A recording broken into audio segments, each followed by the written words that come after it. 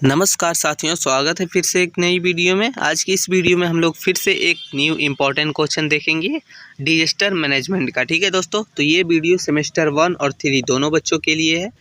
तो अगर आपका सब्जेक्ट डिजास्टर मैनेजमेंट है तो आप लोग ज़रूर देखिएगा। साथ ही आपको बता दें कि आपका है डिजिटल एजुकेशन, डिजास्टर मैनेजमेंट और भी बहुत सारे सब्जेक्ट का जो है प्लेलिस्ट बना दिया गया है। तो आप लोग इधर उधर ना जाके डायरेक्ट प्लेलिस्ट में जाइएगा, डिस्क्रिप्शन में लिंक है, वहाँ से आप सारे वीडियो ईजिली देख सकते हैं। ठीक है, चलिए हम लोग शुरू करते हैं। इससे पहले 3-4 वीडियो ऑलरेडी बना दिया गया है, जिसमें आप देख सकते हैं model question paper, important question और 2-3 क्वेश्चन का आंसर भी बताया गया है डिजास्टर मैनेजमेंट का। ठीक है, चलिए ये क्वेश्चन हम लोग का, ये भी बहुत ज़्यादा इंपॉर्टेंट क्वेश्चन है। बोल रहा है कि भूस्खलन से क्या तात्पर्य है, भूस्खलन के कारण तथा प्रभावों का वर्णन करें।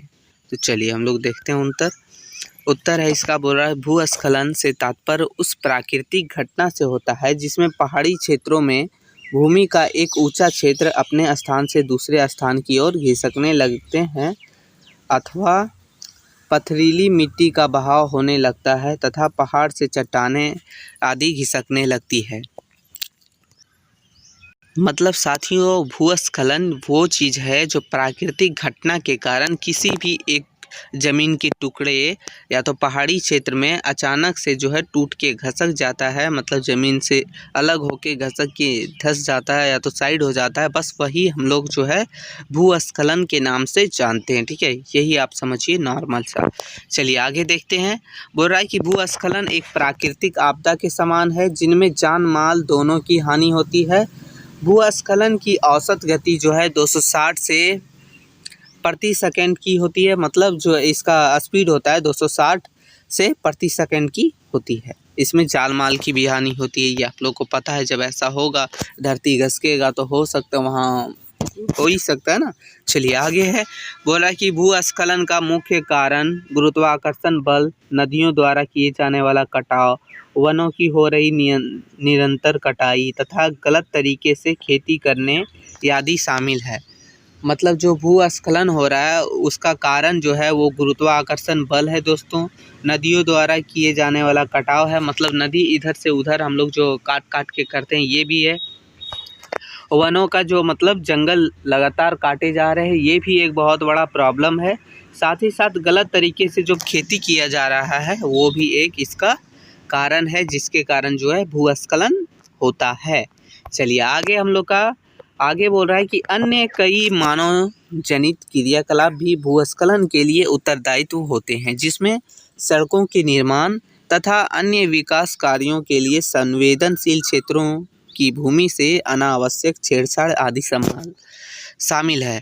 मतलब कहने है कि सड़क का निर्माण के लिए या तो बहुत सारे विकास के लिए, मतलब डेवलप करने के लिए, काम करने के लिए सरकार द्वारा ऐसे क्षेत्रों को चुना जाता है जहां आवश्यक ना हो उन सभी ज़मीनों को के साथ जो है छेड़छाड़ किया जाता है, तब भी भूस्खलन आने की चांसेस रहती है, होने की चांसेस रहती है। ये है। आगे देखेंगे हम लोग भूस्खलन के कारण। तो दोस्तों भूस्खलन के क्या क्या कारण है, चलिए देखते हैं। तो भूस्खलन विभिन्न कारकों के कारण होते हैं जिनका उल्लेख नीचे दिया गया है। तो चलिए देखते हैं एक एक करके दोस्तों। पहला है, बोल रहा है कि ऐसा भारी बारिश के कारण हो सकता है। ये जो है मतलब भारी बारिश जो मतलब बहुत ज़्यादा बारिश होने के कारण हो सकता है। दूसरा है कि वनों की कटाई में भूस्खलन का एक प्रमुख कारण है, क्योंकि पेड़ पौधे अधिक मिट्टी के कणों से सघन बनाए रखते हैं और वनों की कटाई के कारण पर्वतीय ढलानें अपने सुरक्षात्मक परतें खो देती है, जिनके कारण जो है वर्षा का पानी इन ढलानों पर प्रबंध गति से बहता है। मतलब कहने का मतलब है कि वनों की कटाई भी जो है भूस्खलन का एक प्रमुख कारण है, क्योंकि पेड़ पौधे जब रहते हैं तो जड़ों को जो है पकड़ के रखते हैं, मतलब मिट्टी को पकड़ के रखते हैं। ठीक है, पर्वतीय ढलाने वाली क्षेत्रों में जो है अगर वनों की कटाई होती है तो अपना जो है परत जो है मतलब पकड़ के जो रखे हैं जड़ को वो छोड़ देते हैं, जिनके कारण वहाँ जो है पानी बहता है और वो ढल जाता है ज़मीन, भूस्खलन हो जाता है। ठीक है, चलिए आगे है। यह भूकंप के कारण भी हो सकता है, मतलब भूकंप आता है ना, उसके कारण भी हो सकता है अलग से खसक जाए। ठीक है, चलिए आगे है।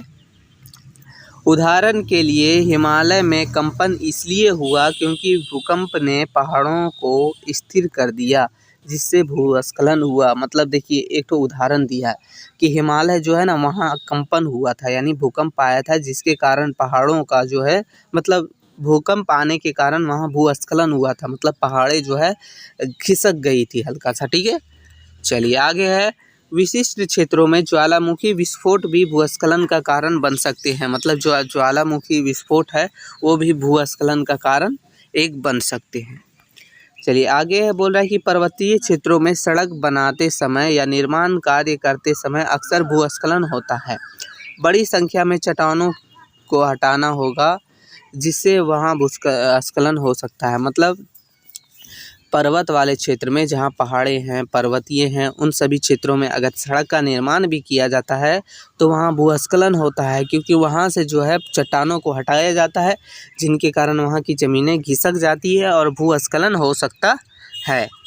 चलिए आगे है कि पूर्वोत्तर भारत के क्षेत्रों में स्थानांतरित कृषि के कारण भूस्खलन होता है।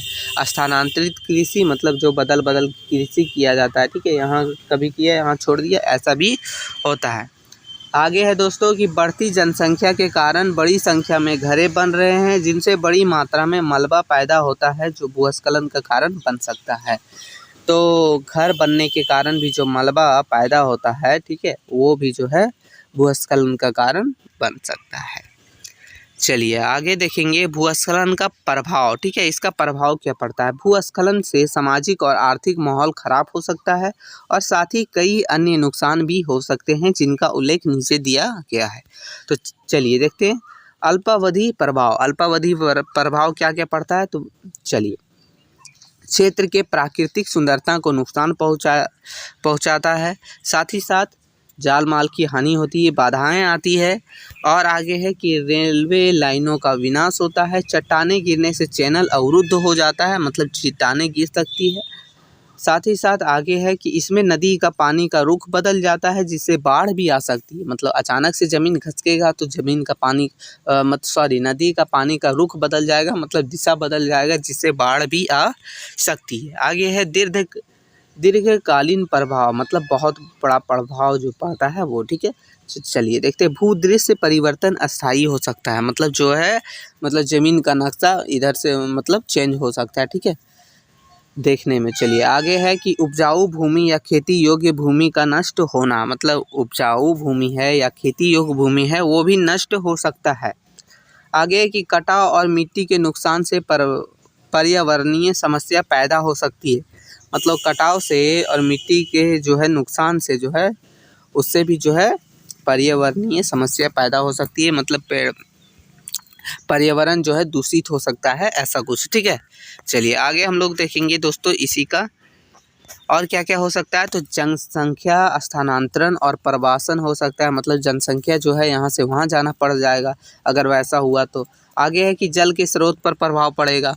हो सकता है बाढ़ आने के कारण जल का स्रोत बढ़ जाएगा। हो सकता है भूमि खिसक जाने के कारण जल का स्रोत कम हो जाएगा। चलिए आगे है, बोल रहा है कि कुछ सड़कें क्षतिग्रस्त हो सकती है या अस्थायी रूप से बंद हो सकती है। मतलब सड़क भी जो है वो टूट सकता है, खराब हो सकता है, या तो फिर हमेशा के लिए बंद भी हो सकता है। तो यही था ये वीडियो जो है, और ये क्वेश्चन जो है बहुत ज़्यादा इम्पोर्टेंट है, तो आप लोग कर लीजिएगा। साथ ही साथ दोस्तों अगर आपको इसका PDF चाहिए तो आपको डिस्क्रिप्शन में लिंक दिया गया है टेलीग्राम चैनल का, वहाँ से जाके आप टेलीग्राम चैनल पर जुड़ जाइए। वहाँ आपको बिल्कुल फ्री में PDF प्रोवाइड करवाया जाता है। फिर मिलते हैं नई वीडियो में, तब तक के लिए जय हिंद दोस्तों।